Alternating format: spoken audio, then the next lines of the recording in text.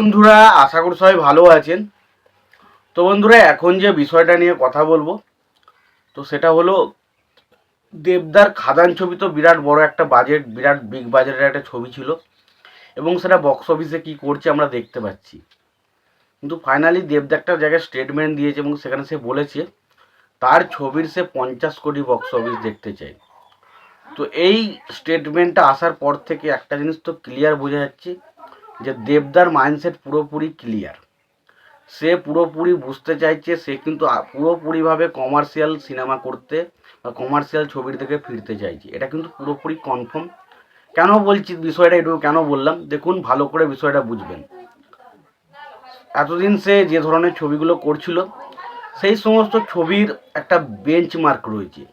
আপনি ছবিটা যতই ভালো বানান, ছবিটা যদি খুব আউটস্ট্যান্ডিং কিছু কালেকশন করে ফেলে, তাহলে সেই কালেকশনটা মিনিমাম টু মিনিমাম 8 থেকে 10 কোটি টাকার মধ্যে হতে পারে।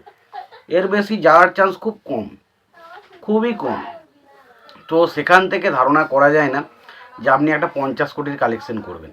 তো খুব বেশি হলে আমি ধরতে পারি 14 কোটি বা 15 কোটি যাবে। তো দেবদা ভাবছেন কি তার পরবর্তী ছবিগুলো যেন 50 কোটি, তার পরবর্তী যে কোনো একটা ছবিকে তিনি 50 কোটির কালেকশনের জায়গায় নিয়ে যাবেন। তো এখান থেকে একটা জিনিস ক্লিয়ার, তিনি কিন্তু খাদানের থেকে বড় কিছু জিনিস তৈরি করার কথা কিন্তু ভাবছেন এবং সেটা হতে পারে রঘু ডাকাত বা অন্য কোনো ছবি। তো সেটা অ্যাকচুয়ালি আমার পক্ষে বলা সম্ভব নয়, তবে এটুকু বোঝা যাচ্ছে দেবদা 2027-এর মধ্যে একটা 50 কোটির কালেকশন কিন্তু দিতে চাইছে, এরকম কিন্তু একটা মোটামুটি একটা আপডেট কিন্তু তিনি দিয়েছেন। তো এখান থেকে বোঝা যাচ্ছে 2025, 26 এবং 27 এই 3টে সাল বিশাল গুরুত্বপূর্ণ হতে চলেছে দেবদার জন্য।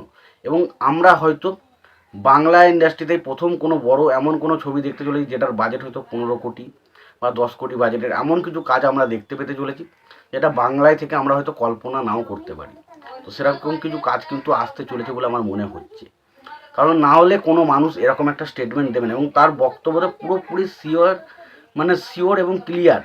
তিনি কিন্তু পরিষ্কারভাবে বলেছেন যে খাদান ছবির মাধ্যমে তার যে 15 কোটি কালেকশনটা হয়েছে এবং বিভিন্ন জায়গায় সিঙ্গেল স্ক্রিন খুলেছে, সিঙ্গেল স্ক্রিন উন্নত হচ্ছে এবং তিনি এটা বলছেন যে তার পরবর্তী যে কাজগুলো থাকবে সেটা খাজানার থেকেও হিউজ কালেকশন করবে বলে আশা করছেন এবং সে মনে করছেন যে 50 কোটি প্লাসও কিন্তু বাংলা থেকে একটা কালেকশন আসবে পরবর্তী সময়। তো এটা যদি সত্যি হয় না, বিশাল কিছু ব্যাপার লাগে, বিশাল কিছু, আমি দারুণ কিছু খুশি হব। এবার দেখা যাক সেটা কোন ছবি দিয়ে হয়।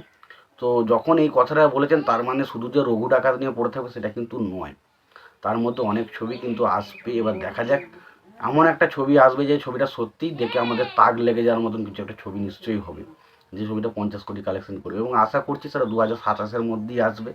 এবার কোন ছবিটা আসে, কোন ছবিটা নিয়ে আলোচনা হয় সেটা দেখা যাক, পরবর্তী সময় আমরা জানতে পারি কিনা সেই বিষয়টা নিয়ে। তোমরা অবশ্যই জানিও যে দেবদার কোন ছবিটা 50 কোটি ক্লাবের কালেকশন করতে পারে এবং রঘু ডাকাত কেমন কালেকশন করবে সেটাও জানিও। আমার মনে হয় না রঘু ডাকাত নিয়ে দেবদার কথাটা বলেছেন, হয়তো দেবদার পরবর্তী রঘু ডাকাতের পরবর্তী প্ল্যানিং কিন্তু বিরাট বড় কিছু থাকতে চলেছে। তো দেখা যাক সেটা কোন সিনেমা হয় এবং সেখানে কারা কারা বা থাকে, সেটা দেখার মতো বিষয়। তোমাদের কি মতামত তোমরা জানিও। তোমাদের যদি ভিডিওটি ভালো লেগে থাকে লাইক কমেন্ট শেয়ার করে দিও। চ্যানেলটা নতুন হয়ে থাকলে অবশ্যই তোমরা চ্যানেলটা সাবস্ক্রাইব করে নিয়ে পাশে বেল আইকনটা অবশ্যই প্রেস করে দিও। ভালো থাকো, সুস্থ থাকো, দেখা হচ্ছে পরের ভিডিওতে।